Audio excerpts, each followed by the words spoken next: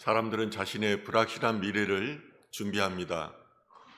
보험을 들고 적금을 들고 그것도 몰라서 각종 부동산에 투자를 합니다. 이처럼 육신의 미래를 위해서는 2중, 3중으로 준비를 하지만은 정작 중요한 영혼의 겨울에 대해서는 준비를 하지를 않습니다. 육신의 때는 가까이 있고 영혼의 때는 멀리 있기 때문입니다. 육신의 날은 눈에 보이지만은 영혼의 날은 눈에 보이지 않기 때문입니다. 그런데 만약 여러분에게 단 3일만 이 땅에서 산다는 그런 기간이 정해졌다면 과연 여러분은 어떻게 하겠습니까? 어떤 사람들은 사랑하는 사람에게 편지를 쓸 것입니다. 어떤 사람들은 자신이 죄를 지었다고 하는 사람에게 용서를 빌 것입니다. 부모님을 찾아뵙는 이도 있을 것이며 친한 친구와 여행을 떠나는 이도 있을 것입니다. 그러나 그리스도인이라면 마지막을 맞이하는 태도가 다를 것입니다. 어떤 사람들은 기도원에 들어가서 회개의 기도를 할 것이며 어떤 사람은 자신의 재산을 정리해서 가난한 이웃을 위해서 나눌 것입니다. 이처럼 인생의 마지막을 보내는 어떤 인간의 태도는 그 안에 믿음이 있느냐 없느냐에 따라서 이렇게 달라지는 것입니다. 오늘 본문에 보면 예수님께서 성전에 나가실 때에 한 제자가 예수님께 묻기를 이 성전이 어떻게 되겠습니까? 라고 합니다. 예수님께서는 대답하시기에 돌 하나도 남지 않을 것이라고 말씀하십니다. 실제로 AD 70년에 로마의 티도 장군에 의해서 예루살렘 성전은 돌 하나의 돌도 남지 않았습니다. 성전이 불에 타고 성전 안에 있는 금붙이들이 녹아내리자 그 안에 금을 캐기 위해서 돌 하나까지도 다 깨서 성전을 무너뜨렸던 것입니다. 그것은 예루살렘의 만연해 있는 죄악 때문입니다. 아무리 오랜 역사와 전통을 가지고 있더라도 그것이 하나님의 뜻에 멀어져 있다면은 하나님께서 심판하신다는 것입니다. 이 제자는 예수님의 말씀을 이해하기 힘들었습니다. 금으로 덧칠해진 지붕과 정교하게 다듬은 대리석으로 46년째 건축하고 있던 예루살렘 성전이 황폐해진다는 것은 도저히 상상할 수가 없었기 때문입니다. 예수님께서 이제 비밀 아지트라고 할 수 있는 감람산 위로 올라가셨을 때에 그 비밀에 대해서 예수님의 제자들이 주님께 묻습니다. 어느 때에 이런 일이 일어나겠으며 주님께서 오실 때와 세상이 끝날 때에는 어떤 징조가 있겠습니까? 오늘 메시지의 첫 번째는 말세에는 속는 일에 조심하여야 한다는 점입니다. 오늘 본문에서 예수님께서는 세상의 종말에 대해서 묻는 제자들에게 바로 종말의 징조에 대해서 말씀하시기 전에 세상에서 속지 않도록 조심하라고 말씀하십니다. 여기에서 미혹을 받지 않는다는 단어 가운데 미혹하다는 것은 양떼가 길을 헤매는 것을 말합니다. 양떼는 목자의 인도를 받아야 됩니다. 그렇게 해서 한 20m밖에 보지 못하기 때문에 이 목자의 인도를 받지 않으면 낭떠러지에 떨어지거나 또는 사나운 짐승의 공격을 받아서 죽을 수밖에 없는 것입니다. 그런데 목자가 제대로 그들을 인도하지 못하기 때문에 양들이 헤매게 된다는 것입니다. 말세에 가짜들의 예수의 이름으로 양떼들을 속이는 내용을 말씀하시는 것입니다. 좀 더 구체적으로 예수님께서 말씀하시기를 오늘 본문 5절과 7절은 이렇게 말합니다. 많은 사람이 내 이름으로 와서 이르되 나는 그리스도라 하여 많은 사람을 미혹하리라. 난리와 난리 소문을 듣겠으나 너희는 상가 두려워하지 말라. 이런 일이 있어야 하되 아직 끝은 아니니라. 민족이 민족을 나라가 나라를 대적하여 일어나겠고 곳곳에 기근과 지진이 있으리니. 예수님께서는 종말의 때에 제자들이 취해야 될 행동에 대해서 말씀하시고 나서 종말의 징조에 대해서 세 가지로 말씀하십니다. 그 첫 번째가 내가 그리스도라고 말하는 거짓 그리스도들이 출현하게 될 것이라는 것입니다. 실제로 AD 44년과 46년도에 드다라는 마술사가 사람들을 요단강 강가로 미혹해 갔습니다. 자기가 강물을 쳐서 이 강물을 열게 할 것이며 자기는 예언자라고 선동하다가 로마 군인들에 의해서 살해당했습니다.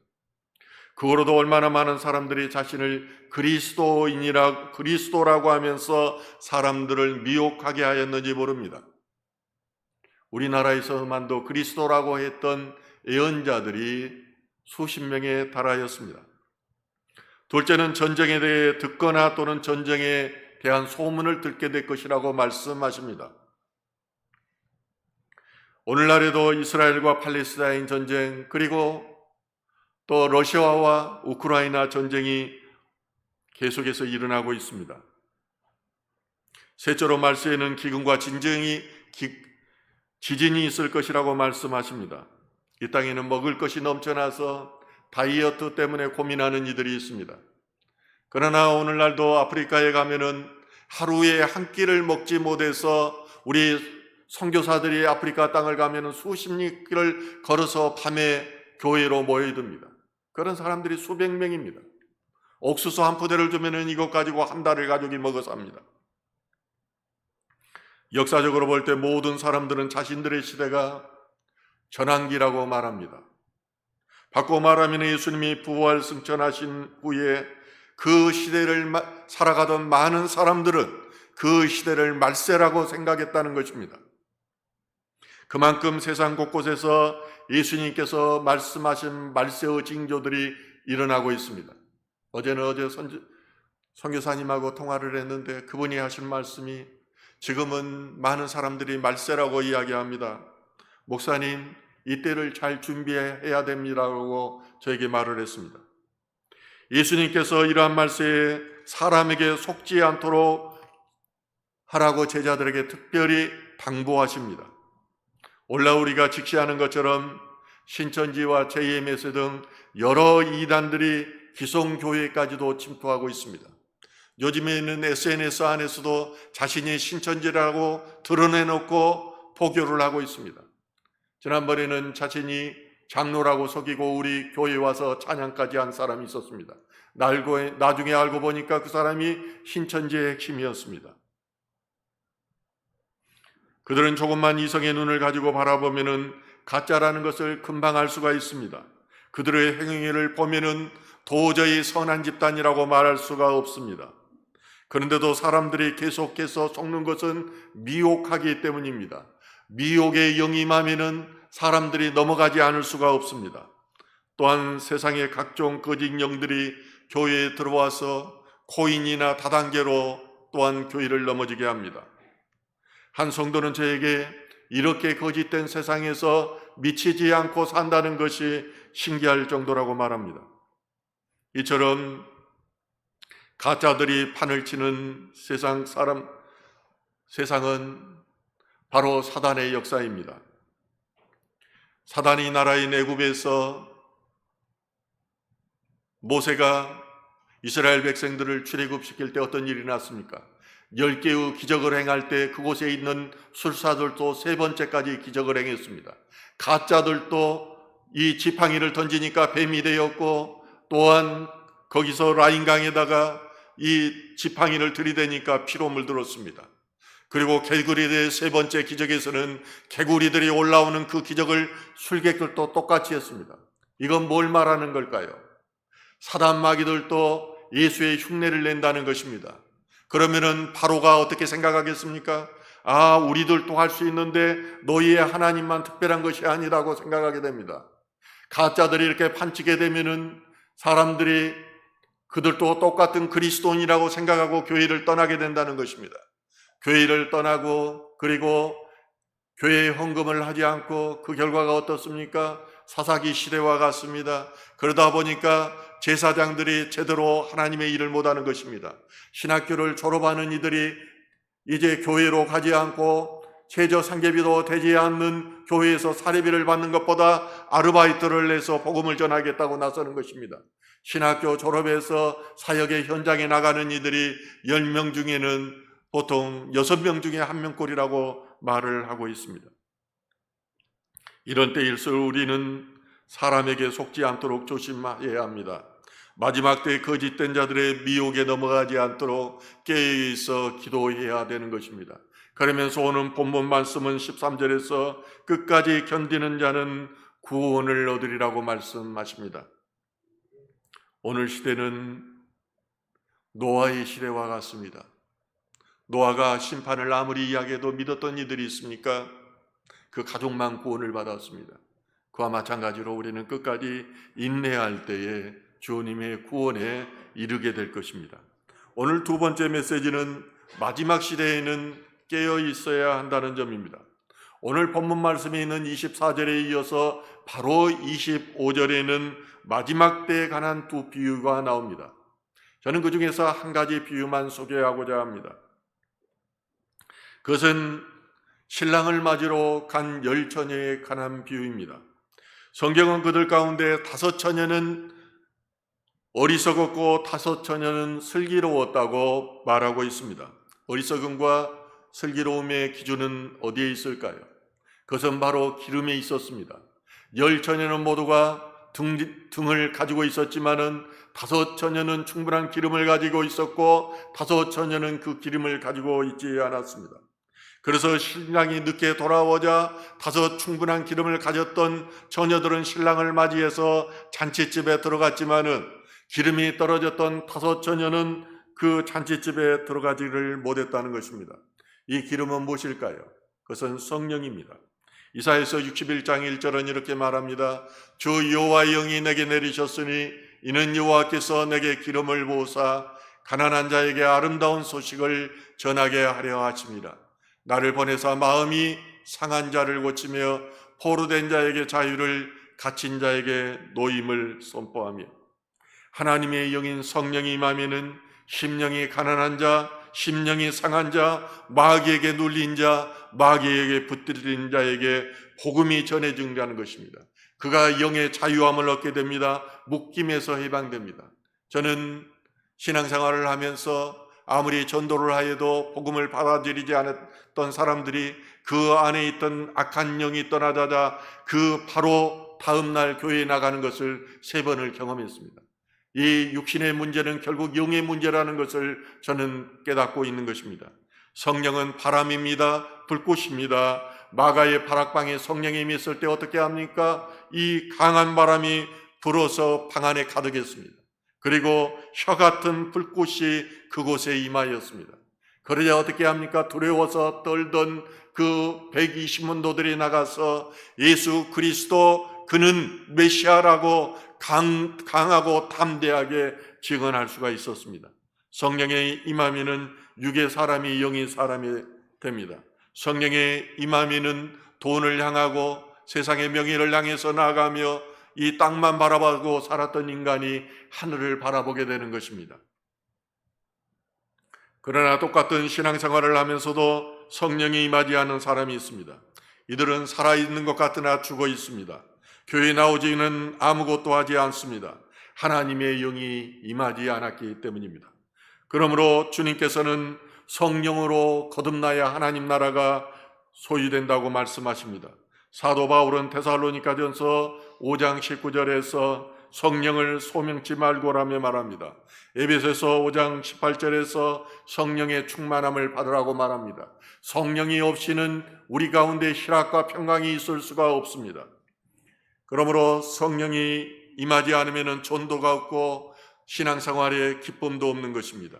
혹시 천국이 있을지 모르니까 세상에 한 발을 담그고 한 발은 교회에 담그며 절뚝발이처럼 그리고 자기를 정죄하는 그런 기쁨 없는 신앙생활을 하게 되는 것입니다.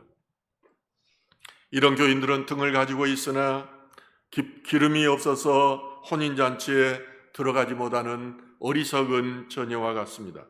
신랑이 도착하 있는데도 불구하고 기름이 없어 결혼잔치에 들어가지 못한 어리석은 처녀들이 어떻게 합니까? 주님, 주님이라고 그렇게 부릅니다.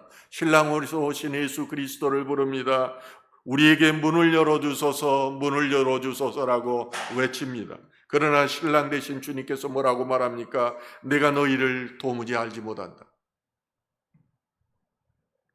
전지전능하신 하나님께서는 우리가 눕는 것을 아시고 걷는 것을 압니다. 전지전능하신 하나님께서는 우리가 무슨 생각을 하고 계시는지를 알고 계십니다.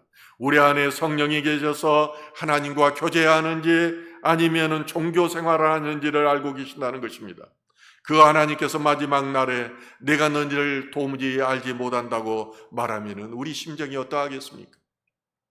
작년 말에 미국 하와이에서 심호하신 어느 장로님이 이곳에 오자마자 기도를 하면서 첫 기도의 물음이 그거였다고 합니다. 하나님, 지충경 목사님을 아십니까? 그랬더니 하나님이 바로 응답하시더랍니다. 내가 그의 이름을 아노라. 그렇습니다. 만약에 기도할 때 이곳에서 땅에서 기도했는데 내가 그 이름을 모른다고 말했을 때 저는 비참한 심정이 들었을 것입니다. 그러나 더 이상 구원의 길이 없고 벼랑 앞에 섰을 하늘나라에서 내가 너희 이름을 모른다고 말했다면 우리의 심정이 어떠하겠느냐는 것입니다. 마태복음 25장 13절은 이렇게 말합니다. 그런즉 깨어 있으라. 너희는 그날과 그때를 알지 못하느니라. 우리는 신랑된 주님이 오실 날을 알지 못하기 때문에 너희는 깨어 있으라고 주님께서 말씀하십니다. 늘 성령이 충만함으로 주님과 교제하라는 것입니다. 늘 성령이 충만함으로 하나님의 뜻이 어디에 있는지를 너희가 깨닫고 그것을 쫓으라는 것입니다. 우리는 세상에 육신의 시간들이 있습니다. 흘러 지나가는 크로노스의 시간이 있습니다. 그리고 하나님의 시간들, 하나님의 때의 카이로스의 시간이 있습니다. 이 카이로스의 시간 가운데 들어가야지 우리가 때가 밤인지 낮인지를 압니다. 그래야지 우리가 정말 하나님의 때를 알고 깨어 있을 수가 있는 것입니다. 깨어 있음으로 죽어가는 영혼을 살린 세 여인에 관한 이야기가 있어서 제가 소개하고자 합니다. 보스턴의 한 보호소에 앤이라는 소녀가 있었습니다. 앤의 엄마는 일찍 죽었습니다. 아버지는 알코올 중독자였습니다. 아빠로 인한 마음의 상처를 받았던 이 앤은 보호소에 함께 동생과 들어갔는데 동생마저 먼저 죽었습니다. 이 상황을 앤은 견딜 수가 없었습니다. 결국은 그는 미쳐버렸습니다. 그리고 결국 실명하게 되었습니다. 결국에는 자살을 시도하다가 회복 불능 판정을 받고 정신병동의 독방에 감금되어졌습니다. 모두가 그녀를 치료하기를 포기하였을 때 하나님을 믿는 노 간호사인 로라가 앤을 돌봤다고 그렇게 자청하였습니다.